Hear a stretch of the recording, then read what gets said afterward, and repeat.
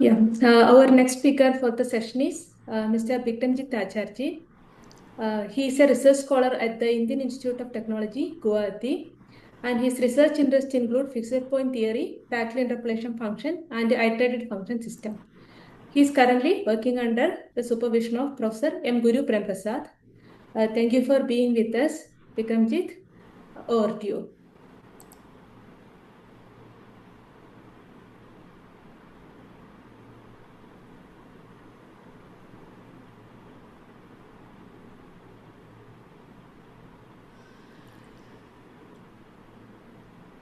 Bikramjit.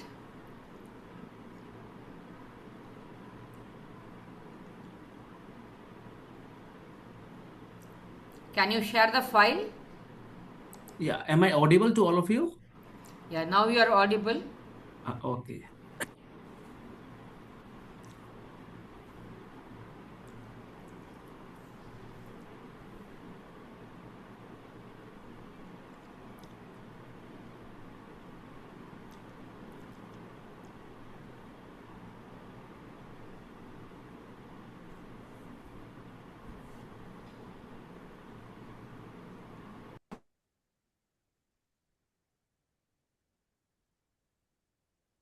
Yeah, is my file visible to all of you? Yes. Yeah, okay. So, first of all, good morning to everyone. Myself, Bikramjit, and currently I'm a PhD scholar working under Professor Guru Prem Prasad at IIT Guwahati. First of all, I would like to thank the organizing member for providing us such a very nice opportunity to share our research work. And I wish that this international seminar series gets a success. So without further delay, let me start my talk. So I will be presenting my work related to a one parameter iterated function system. So as the title suggests, I will be talking about some structural result for one parameter iterated function system. So my plan of the talk is, as you can see on my screen, that first of all, I will be talking about introduction and motivation. And then I will be talking about some existence and uniqueness of upper transition attractor, and then some convexity concepts. And then I will be talking about convexified Hutchinson operator and then some structural result. Okay. So let me first of all give an introduction to some basic definition that we will be using it very frequently. So our first definition is about Lipschitz constant. So as you can see on the screen, the Lipschitz constant, we are denoting it by the symbol lip of f comma d. So this will be denoting the Lipschitz constant for a self map, which is from metric space to itself. So related to it, we will be calling it as a Lipschitz. If Lipschitz constant is finite, we'll be calling it contractive. If the Lipschitz constant is strictly less than 1, and non-expansive if it is less than equal to 1. Okay.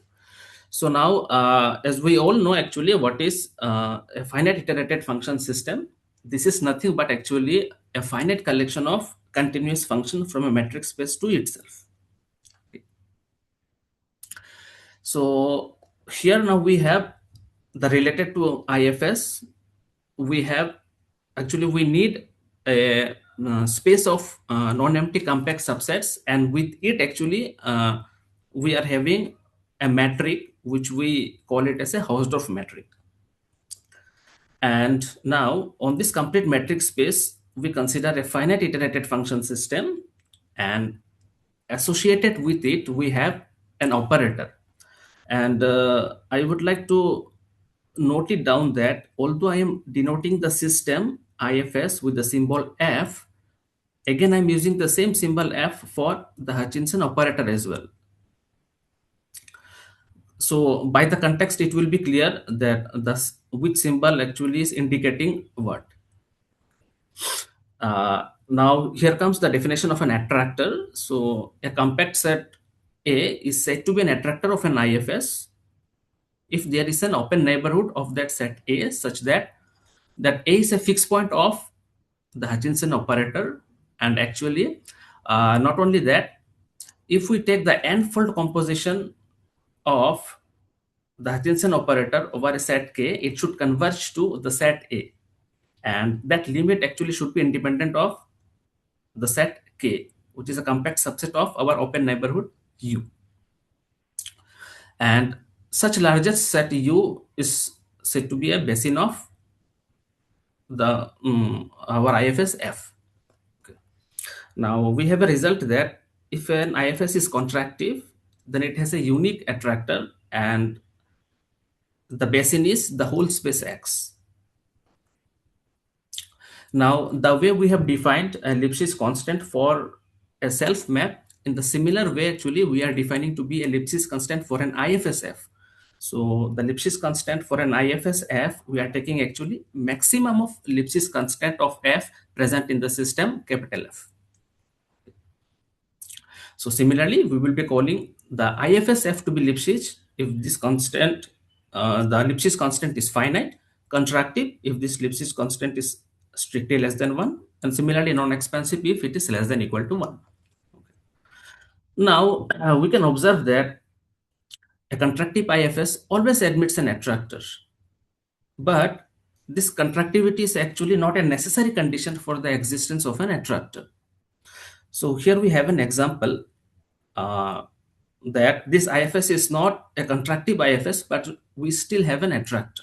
So here the function, we are considering our domain to be the circle S1, and we are considering function to be the angle doubling map Z square, and then we are taking a rotation, and we are taking rotation in such a way that we are rotating it by an angle alpha such that alpha over 2 pi should be irrational, and then I'm taking an identity function on S1.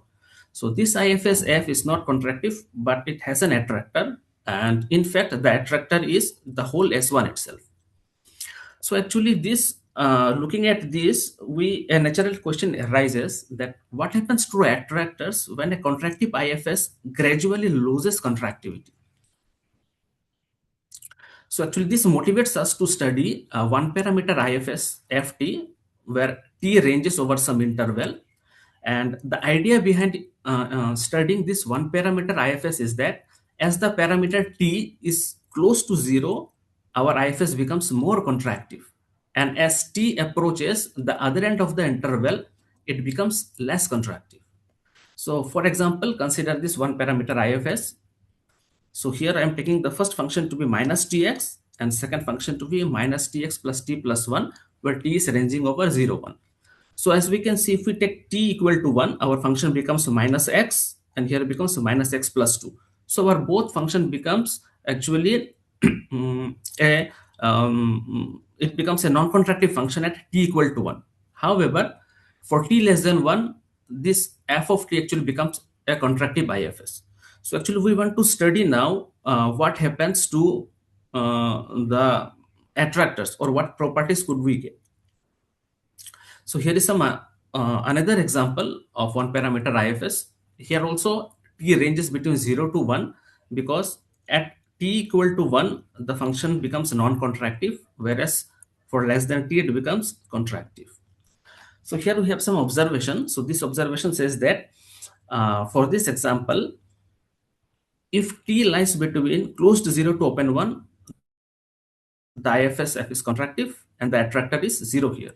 But for t greater than equal to 1, this IFS fails to be contractive and it doesn't have any attractor.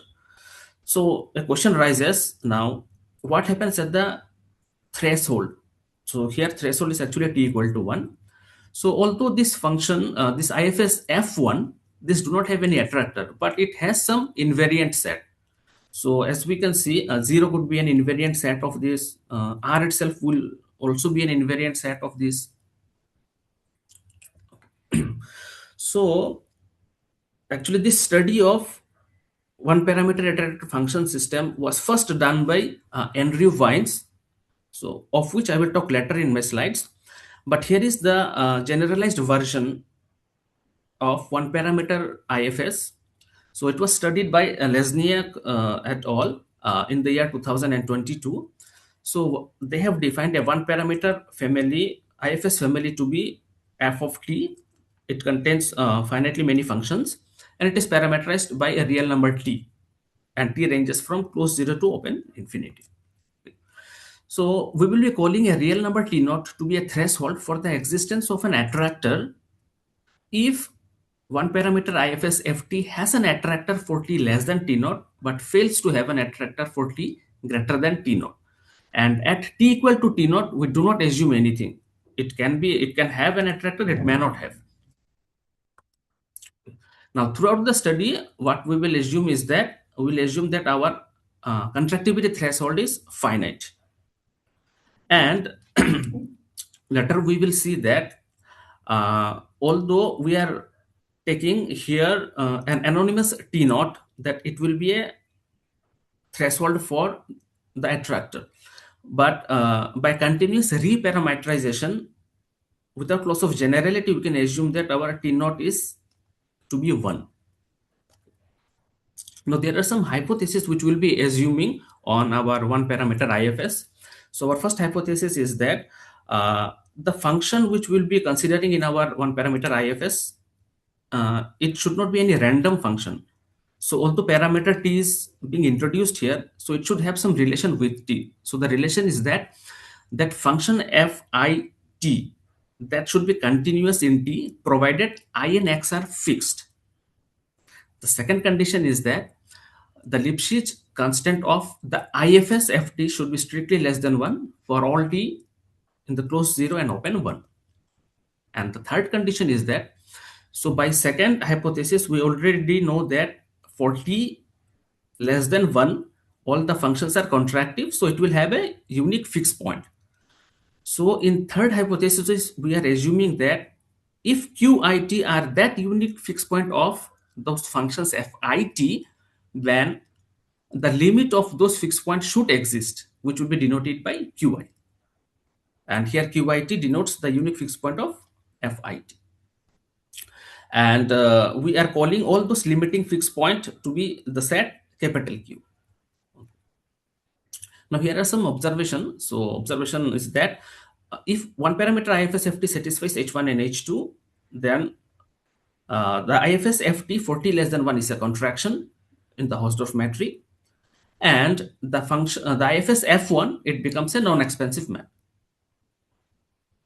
And although we are assuming qi to be the limiting fixed point, so by there is one more observation, we get that qi, the limiting fixed point, is actually it actually becomes a fixed point of fi1 for all I, although fi1 did not have a unique fixed point, because we are not assuming fi1 to be contractive here.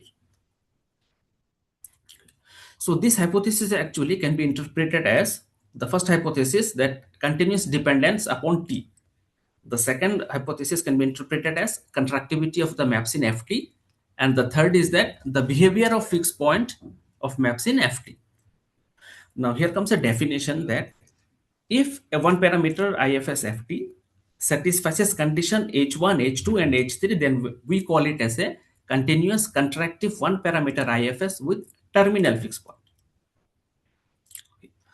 Now for each fixed parameter t, the IFS family actually have its own Hutchinson operator ft, and corresponding to it we have its own attractor at, which satisfies this self-similar relation. So we see that this one parameter IFS naturally gives us a family of attractors, so whose geometry actually changes or evolves as we vary the parameter t from 0 to 1.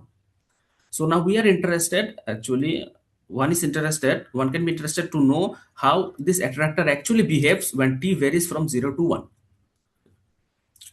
Now here comes a definition. So the notion is called lower transition attractor.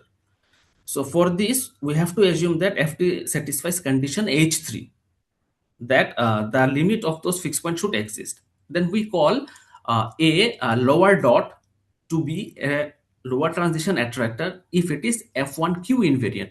So if you remember, what was our q? Our q was actually the collection of all limiting fixed point. So we will call a lower dot to be a lower transition attractor if a lower dot is a fixed point of the Hutchinson operator f1 and it contains all those limiting fixed point. So consider an example. So here we are taking two functions, gtx to be minus tx and ftx to be minus tx plus t plus 1, and our t varies from 0 to 1. So in this case, our lower transition attractor is the whole set of integers. So from here we could see that our lower transition attractor actually need not be compact. Although we will see that it is always closed, but it need not be a compact. So in contrast to an attractor. So attractor we are always having it that it is compact, but lower transition attractor need not be. Okay. Now we have a very nice description of lower transition attractor. So Lesniak et al. They gave a very nice description of lower transition attractor. So what they are telling is that this lower transition attractor can be generated by a set Q dash. So what is our set Q dash? Q dash set is actually a subset of Q, and Q dash contains all those limit of the fixed point corresponding to those functions which are not contraction. So using that Q dash, one can generate the lower transition attractor. So here is the description that lower transition attractor can be generated by taking union of f1 of n-fold composition of over Q dash and then taking the closure. So this will give us the lower transition attractor. So we call the set Q dash to be the generator of the lower transition attractor. Now there is a relation between a lower transition attractor and an attractor. So if ft satisfies h1 and h3 and the f1, if it has an attractor a1, then it coincides with the lower transition attractor. Now next we will be looking at a definition of upper transition attractor. So upper transition attractor, so it is defined as actually a limiting set of the attractors. So let's say t varies from 0 to 1, and suppose we are taking an increasing sequence tn converging to 1, and corresponding to those tn we have an attractor atn.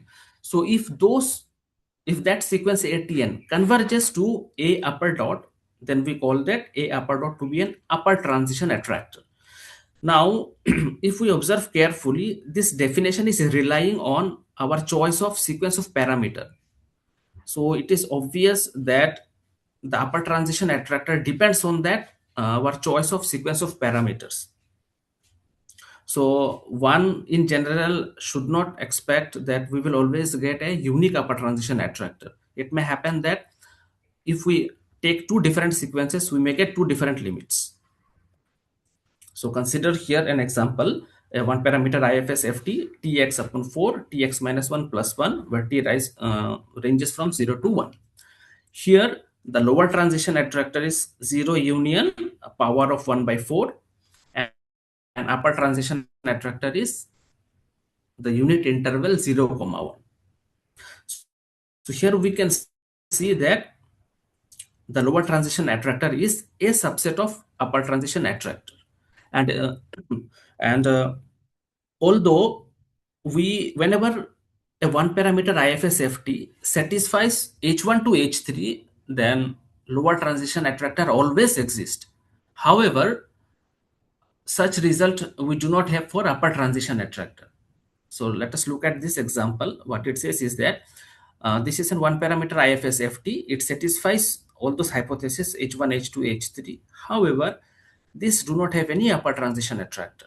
So for t less than 1, the attractor is exactly the closed interval minus t over 1 minus t to 1 over 1 minus t. So here if we take any sequence tn converging to 1, the limit actually explodes. This becomes the whole real line. So in this case, upper transition attractor do not exist. So however, there is a sufficient condition which says that okay, there will be upper transition attractor will exist. So what is that condition? Condition is that if there exists a non-empty compact set B such that f of t of B is subset of B for all t in 0, 1, where 1 is also included. then we can assure that there exists at least one upper transition attractor. However, we do not know anything about the uniqueness of it, but for sure at least one upper transition attractor will exist. Okay. Now, this theorem, this actually also justifies the name, the lower and the upper transition attractor. So how it justifies is that the lower transition attractor is always a subset of upper transition attractor. They may not be equal, but there is always an inclusion between them. And the upper transition attractor, this becomes a fixed point of the Hutchinson operator F1.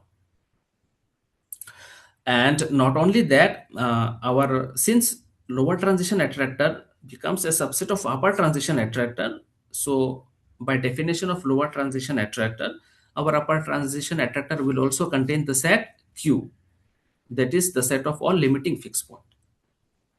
Okay. So although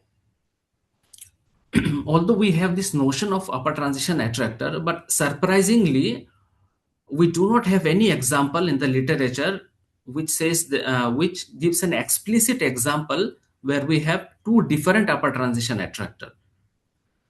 So all those examples that exist in literature, either the upper transition attractor do not exist, or if they exist, then they are unique. So related to that, we have a theorem. So it says that under some condition, the upper transition attractor is always unique. So what is the condition is that they have considered a family of functions ft union the single function gt, and this ft satisfies the condition each one, and supremum of Lipschitz constant of ft should be less than 1, and Lipschitz constant of f1 should be strictly less than 1. And what is our gt? Gt is constructed as tgx plus x star, where g is nothing but a surjective isometry, and this x star is nothing but our inverse image of 0 under g, and the isometry g has periodic linear part. So what do we mean by periodic linear part? Here the g which we are considering to be a surjective isometry, the linear part of this is assumed to be periodic. So under all these conditions, the one parameter IFS FTG, this has a unique upper transition attractor. So this theorem is actually related to a conjecture, which I will tell you later that what that conjecture was, and this theorem actually gives us a partial answer to that conjecture. And still it is not known that if we drop those conditions, that if the G becomes infinitely periodic, then does the same result holds or not. Anyway, let's move further.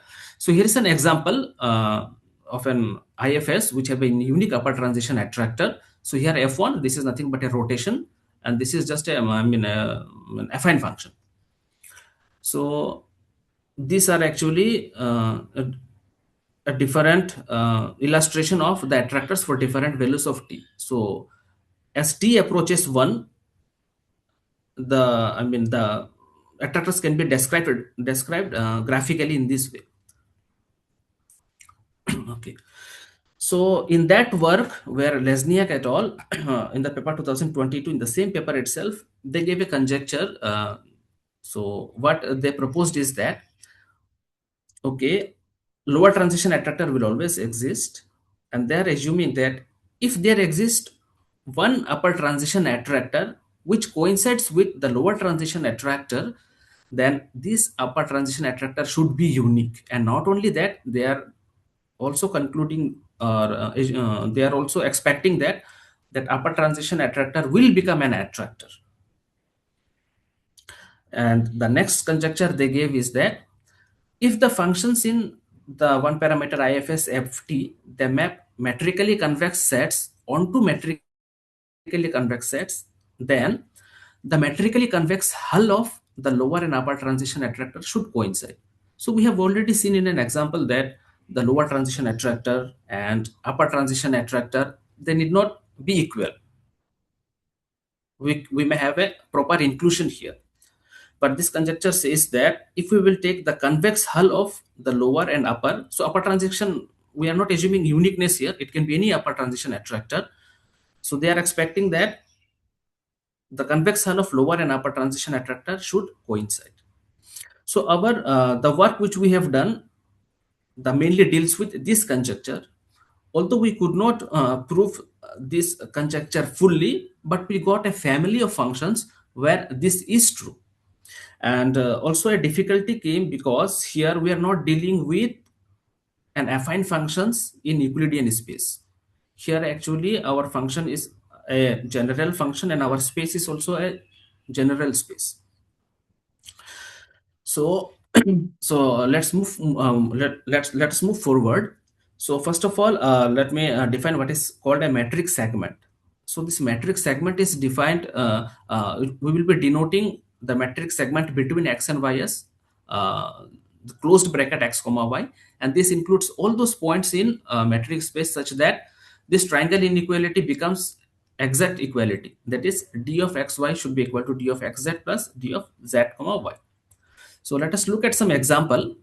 Consider the real line R with the standard Euclidean metric and take any x1 less than equal to x2. Then the metric segment for x1, x2 is nothing but the closed interval with endpoint x1 and x2. And if you consider R2 and take the point x to be AB and y to be CD, then the metric segment between x and y will be nothing but actually a straight line joining the point x and y.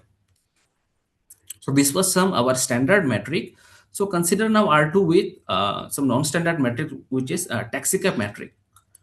So with this metric, if we consider 2.00 and 21 in R2, then the metric segment between x and y actually becomes a closed rectangle whose sides are of length 2 and 1, including the interior. So here are some properties of the metric segment. So metric segments between 2 points is always non-empty.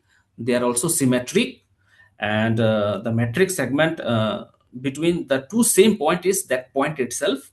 And the fourth property says is that if we take x3 in the metric segment between x1 and x2, and x1 and x3 metric segment is subset of the metric segment of between x1 and x2.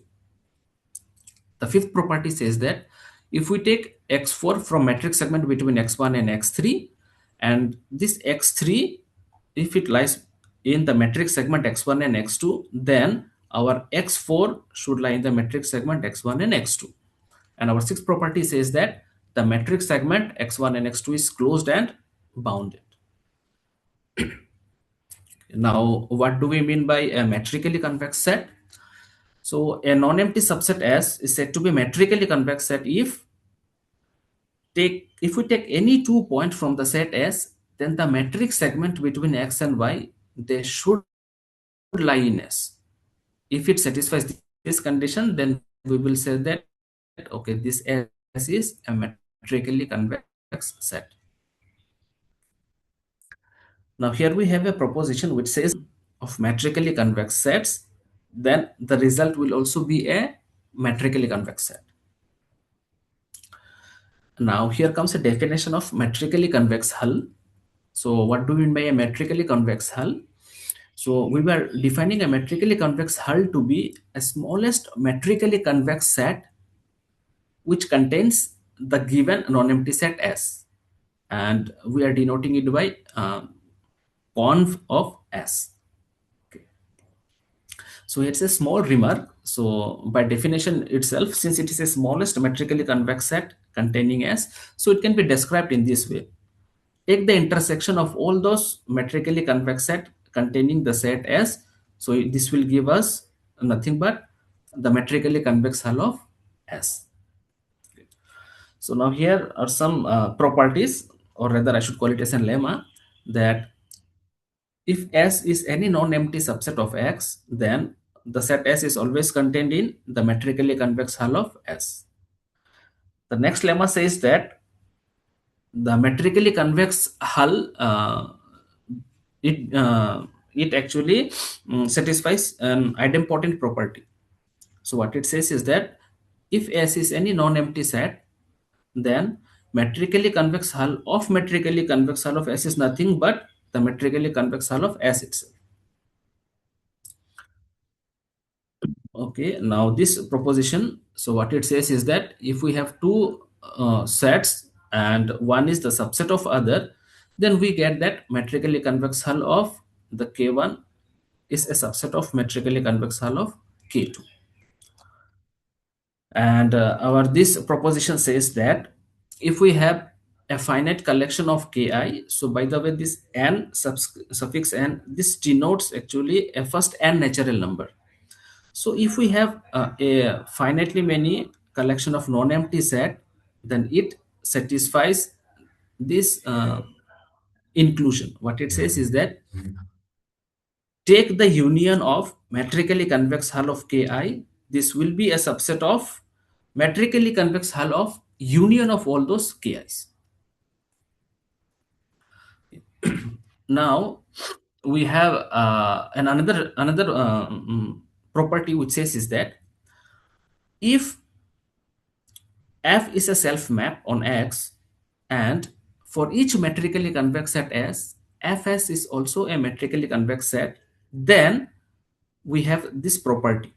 So what it says is that metric segment between f of x and f of y is a subset of f of metric segment between x and y, and these two conditions are equivalent. So if we assume 1, then 2 will hold true. If we will assume 2, then 1 will be true. But however, although here we are taking only the inclusion sign, so this inclusion may be strict inclusion. So equality may not hold always in general. So this is what this remark says, that if F satisfies this property that for every metrically convex set, Fs is also a metrically convex set, then this inclusion may be a strict inclusion. So consider an example. Here we're considering a function f on the real line, and we are taking fx to be the absolute value of x. Now consider 2 points x1 and x2. x1 is -1 and x2 is 2. Then these are the corresponding values for f of x1 and f of x2. Now, since this function f, this is taken to be mod x, so this map actually maps every metrically convex set onto a metrically convex set. However, if we will compute the value of metric segment between fx1, fx2, and f of x1 and x2, we will see that one is strictly contained in the other. So this closed interval 1 comma 2, this is strictly contained in 0 comma 2 closed interval. So with this example, we can say that equality may not hold in general. Okay. So let us give a terminology for that property, that a function f maps every metrically convex sets to a metrically convex set. So the terminology is that the function is said to preserve metrically convex set if for all metrically convex set S, Fs is also a metrically convex set. So in our previous example, we have seen that if F preserves metrically convex set, then the inclusion actually may be a strict inclusion. Equality may not hold. But this proposition gives us a sufficient condition that under which the equality will always hold. And that sufficient condition is that f should be a similarity.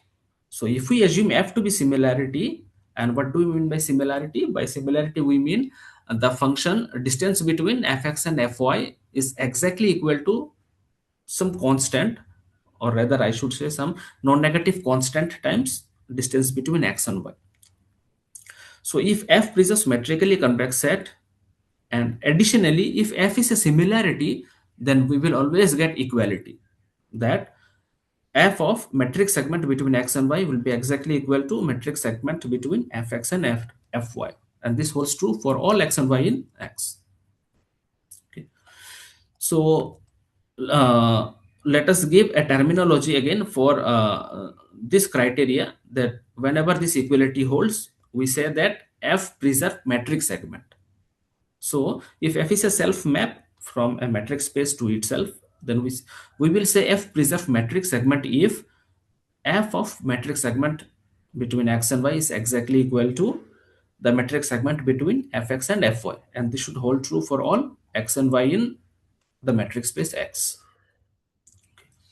Now, if a function f preserves metric segment, then obviously it preserves metrically convex sets, which we have already seen those two equivalent conditions.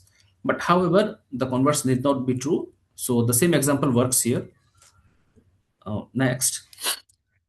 Now, next we have a result which says that if f is a function self map from x to x, and it maps metrically convex sets onto metrically convex sets, and take any non-empty set S, then metrically convex hull of f of s will always be a subset of f of metrically convex hull of the set S. Here also the inclusion may be a strict inclusion. So let us look at an example where we have a strict inclusion. So here also consider the same function f to be a modulus of x, and consider the non-empty set S consisting of point -1 and 2. So here f of s becomes 1 and 2, and computing it, we see that the metrically convex hull of f of s is strictly included in f of metrically convex hull of s. So basically this example says that the equality may not hold. Okay. Now, although we have seen that the equality may not hold, but there is a sufficient condition which says that if f preserves metric segment, so preserve metric segments, what was that? It was the condition that the metric segment between f of x and f of y is exactly equal to f of the metric segment between x and y. So if we assume such condition on f, then actually we get an equality in this expression, that f of metrically convex hull of s will be equal to metrically convex hull of f of s. Okay. So now here, now we'll be considering what we call it as a convexified Hutchinson operator. So here we'll be considering, it is almost, I mean, the definition is almost same like our usual Hutchinson operator. The only difference is that after taking the union of fi of a, we are actually taking a metrically convex hull of the union of fia, and there is nothing change here. The rest are all the same as our usual Hutchinson operator. The only difference is that we are taking metrically convex hull of the union of fia. Okay. Now, here we have a result. So the result is that if f is a contractive IFS on a complete metric space, then the convexified Hutchinson operator is a strict contraction. So what it says is that the convexified Hutchinson operator, this also becomes a strict contraction.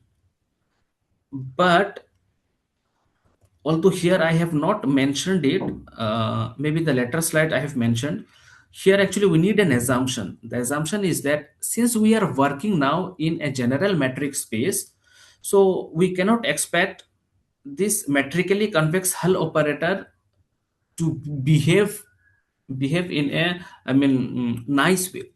What I try to meant is that consider our usual metrically convex hull in Euclidean space, let's say Rn. So in that space, actually, the convex hull operator becomes non-expansive there. And using that condition, we are getting very nice properties. So to get all those properties, actually here we need to assume that the metrically convex hull operator is non-expansive here. Otherwise, I mean, anything can go wrong.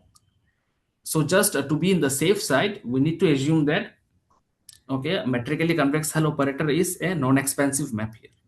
Okay, so under that condition, actually, the convexified Hutchinson operator FC, this becomes a strict contraction. If we do not assume that, then we cannot conclude that convexified Hutchinson operator is a strict contraction. Now, since our space is a complete space and the convexified Hutchinson operator becomes a strict contraction, so therefore, by Banach contraction principle, it is going to have a unique fixed point. Okay. Okay. Now, we have our next theorem, which says that let F be a contractive IFS on a complete metric space with an attractor A, and let each function in F preserve metric segment. So we are assuming those Fi's in F also preserve metric segment, and let Fc be the convexified counterpart of F. And by this theorem, we already know that this has a unique fixed point, call it AC. Then we get that this AC is nothing but a metrically convex hull of our original Hutchinson operator, which is A. Now, next we have what we call it as a structural result. So for this, we need a concept called radial monotonicity. So what this says is that a family Ft, and this family is parameterized by T, and T varies in closed interval 0 to 1, and this all Ft are self-map on a metric space. So this family is said to satisfy radial monotonicity with respect to a point Q star in X if Fs of X belongs to the metric segment between Q star and Ft of X. And this should hold true for all S less than equal to T less than equal to 1, and also for all small x in our metric space X. So basically what this condition says is that the function F, which is parameterized by T, what it says is that it does not oscillate wildly. We have a control over how this function behaves as T varies. So this actually helps us in controlling the function Ft, that when T varies, how this function behaves with respect to the point Q star. Okay, so related to that, consider an example. So consider an space Euclidean space Rd, and consider a family of function to be Ft of x equal to 1 minus T Q star plus Tx, where Q star is some fixed, a constant in Rd. Then this family Ft satisfies the radial monotonicity with respect to the point Q star. Now, this is where the result where the radial monotonicity actually plays a crucial role here. So what this result says is that let's say we have a family, a one parameter function Ft, which is parameterized by T, and T varies over the closed interval 0 to 1. So we are assuming that this function is continuous in T for fixed x. Ft is contractive, and also it preserves metric segments for all T between 0 and 1, where 1 is excluded. And the fixed points of Ft are independent of T. So that means, although we have assuming Ft to be contractive, they are going to have a unique fixed point. So we are assuming that those fixed points are not depending on T. So that means all Ft's will have the same fixed point. So call it Q star. And with respect to that fixed point Q star, we are assuming that the family Ft to satisfy radial monotonicity.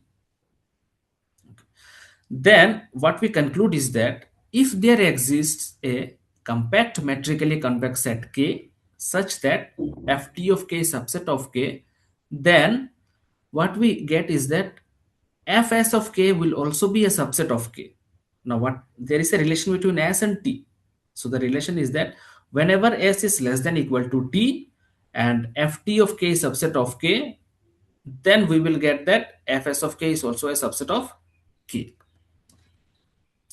So earlier we have already seen that if a function satisfies hypothesis h1, h2, h3, then we are naming it we have already named it. So here now we are considering a continuous metric preserving one parameter IFS with constant fixed point. So this is a subfamily of that family satisfying hypothesis H1 to H3. So what is this subfamily is that the first condition is same as H1 we have seen already earlier. The second condition is that FIT is contraction for all t in 0, 1, and here we have an additional condition that F1 should contain an isometry. And the third condition is that the fixed point of FIT is independent of T. And the fourth condition is that FIT preserves metric segment and it satisfies radial monotonicity with respect to the unique fixed point, because we have already assumed the fixed point is independent of T. So it is going to have a unique fixed point for all T. So we are assuming it satisfies radial monotonicity with respect to the unique fixed point. Okay. Now we have already seen that the upper transition attractor need not exist. So for that, the sufficient condition was that there should exist a compact set B such that Ft of B subset of B, and it should hold true for all T. So keeping that in mind, here also we have to we are assuming that there exists a compact set, not only just compact set, compact metrically compact set B such that Ft of B is subset of B for all t in 0, 1. So we call such a set B to be actually a uniform trapping set. Okay. So we will be assuming this for our some subsequent result. So for this actually now we are considering a family AT, which is the collection of all those K such that Ft of K is subset of K and K is metrically convex. Okay. Now what we are doing here is that we are taking the intersection of all those set K in this family and we are denoting it by KT, and we are calling this set K to be a minimal forward invariant metric core. Now here are some properties of our forward invariant metric core. So this property is that KT is non-empty, it is compact, it is metrically convex, and this KT is actually forward invariant. And the last property says that this is the minimal forward invariant set. Now, so this theorem, what it says is that, okay, so what was our KT? KT was a minimal forward invariant core. So under certain condition, what we get is that forward minimal invariant core is nothing but actually metrically convex hull of the attractor AT. So what are those conditions? Ft need to be contractive. So if it is contractive for t less than 1, it is going to have an attractor AT. Now we are assuming that for t less than 1, FIT should preserve metric segment. Then what we get is that minimal forward invariant core, which is KT, is exactly equal to the metrically convex hull of the attractor AT. And this holds true for all t between 0 and 1, where 1 is excluded. Okay. Now this minimal forward invariant core, this is actually nothing but the unique fixed point of the convexified counterpart. So we have already seen that the metrically convex hull of AT is nothing but the fixed point of the convexified counterpart. So combining those two theorem, we can say that the minimal forward invariant metric core is actually the unique fixed point of the convexified counterpart of the IFS. And this is true for all t between 0 and 1, where 1 is excluded. And now we see that those families of forward invariant metric core, this actually forms a nested sequences of sets. So that means if S is less than equal to T, then their corresponding minimal forward invariant metric core Ks is a subset of Kt. Now, since we have already assumed there exists a metrically compact set B such that Ft of B is subset of B, so this definition is well defined because this is a nested set and we have an a upper bound set for these inclusions, that is B. And this is nested, those are compact, so definitely this limit is going to exist. So however, if we compare this definition with our just upper transition attractor, so there we were having an uncertainty of non-uniqueness there. However, here for this convexified upper transition attractor, this limit is always unique, and we are denoting it by k dot. Now we have a property. What it says is that let A upper dot be any upper transition attractor, then the metrically convex hull of that upper transition attractor is nothing but our k dot, that is convexified upper transition attractor. And our next result says is that the k dot which we have defined, this has a property that this is invariant under F1, and not only that, it also includes the set of all those limiting fixed point. And this is true actually not for a general function, but the ft should be the subfamily which we have considered, that is continuous metric preserving one parameter IFS. Now this is our result which is related to that conjecture. So we could prove it for that subfamily. So what it says is that let xd be a metric space such that metrically convex hull operator is non-expansive. So this is what assumption I was stating earlier. And let ft be a continuous metric preserving one parameter IFS with constant fixed point. And also assume there exists a compact metrically convex set B such that ft of B is subset of B. Then metrically convex hull of upper transition attractor coincides with the metrically convex hull of the lower transition attractor. So in general, that lower and upper transition attractor may not equal. Upper transition attractor, we do not know whether it is unique or not. But if we take the metrically convex hull, everything coincides here. Okay, so this was the last theorem of our structural result. So now let me tell you actually the one parameter IFS was actually studied by Andrew Vines 2 years earlier than the Lesniak et al. So they have studied this in 2020, but they were restricting themselves to only affine functions. So they were considering affine functions of this form, and then they are considering one parameter IFS of this form. This is a particular form, TFIX plus QI, and they are calling it as a one parameter affine IFS. So this was actually related to affine, and further in 2022, Lesniak et al. They generalized this concept and gave all those conjectures. But in this paper also, they also have given a very nice conjecture. So I'm not going into the technicality that what is bounded one parameter family.